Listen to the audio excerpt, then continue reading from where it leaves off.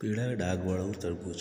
તમે જ્યારે પણ તરબૂચની ખરીદી કરવા માટે બજારમાં જાઓ છો ત્યારે ધ્યાન રાખો કે તેના પર પીળા ડાઘ છે કે નહીં, અને જો પીળા ડાઘ છે તો તે તરબૂચને ખરીદવું જોઈએ.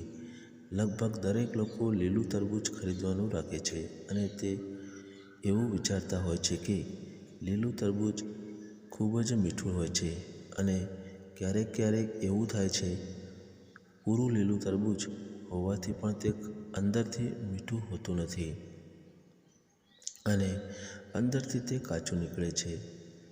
તો ધ્યાન રાખો કે જે તરબૂચની ઉપર પીળા ડાઘ હોય છે તે તરબૂચ ખૂબ જ મીઠું હોય છે. હળવા હાથથી તરબૂચને અજમાવો. તરબૂચને હળવા ટકોરા પરથી પણ તમે જાણી શકો છો કે તે મીઠું છે કે નહીં. તમે જ્યારે પણ તરબૂચને બજારમાં ખરીદવા માટે જાઓ ત્યારે તરબૂચને હળવા હાથે ટકોરા મારો. જો તરબૂચ મીઠું હશે તો તેમાંથી ઠક ઠક જેવો અવાજ આવશે, અને જો તરબૂચ મીઠું નહીં હોય તો તેમાંથી અવાજ નહીં આવે. તરબૂચના વજન પરથી પણ જાણી શકાય. તમે બજારમાં તરબૂચને ખરીદવા માટે જાઓ છો તો તેને ઉંચકીને જરૂરથી તપાસ કરવી કે તેનું વજન કેટલું છે. જો તરબૂચ વજનમાં હળવું હશે તો તે વધારે મીઠું નહીં હોય, અને જો તરબૂચનું વધારે વજન હશે તો તે ખૂબ જ મીઠું હશે. તરબૂચનો વચ્ચેનો ભાગ ખાલી હોય તો તમે જ્યારે તરબૂચને ખરીદીને ઘરે લાવો છો અને પછી જ્યારે તમે તેને કાપો છો ત્યારે તેની વચ્ચેનો ભાગ ખાલી નીકળે છે તો તમે ડરતા નહીં. ખરેખર જે પણ તરબૂચનો વચ્ચેનો ભાગ ખાલી હોય તો તરબૂચ ખૂબ જ મીઠું હોય છે. પાણીમાં નાખીને જરૂરથી ચેક કરવું.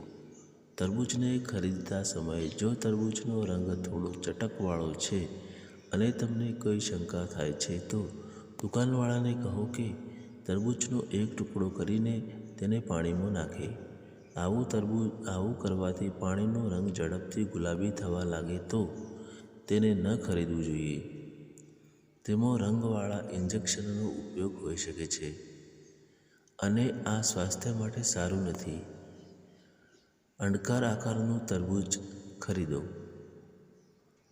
અંડાકારવાળું તરબૂચ હંમેશા મીઠું હોય છે, જ્યારે બીજા બધા આકારવાળા તરબૂચ ઓછા મીઠા હોય છે.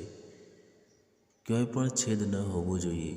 તમે જ્યારે પણ બજારમાં તરબૂચને ખરીદવા માટે જાઓ છો તો ધ્યાન રાખો કે તરબૂચમાં કોઈ પણ જગ્યાએ છેદ તો નથી ને. અત્યારે તરબૂચને જલ્દી ઉગાવવા માટે હાર્મોનલ ઇન્જેક્શન વગેરે દેવામાં આવે છે, જે સ્વાસ્થ્ય માટે ખૂબ જ નુકસાનકારી સાબિત થઈ શકે છે. જો તમે આ બધી ટ્રીપથી તરબૂચની ખરીદી કરો છો તો જરૂરથી તરબૂચ સારું અને પાકેલું મળશે. મિત્રો, માહિતી સારી લાગી હોય તો ચેનલને સબસ્ક્રાઈબ જરૂરથી કરજો. ધન્યવાદ. આપનો દિવસ શુભ રહે.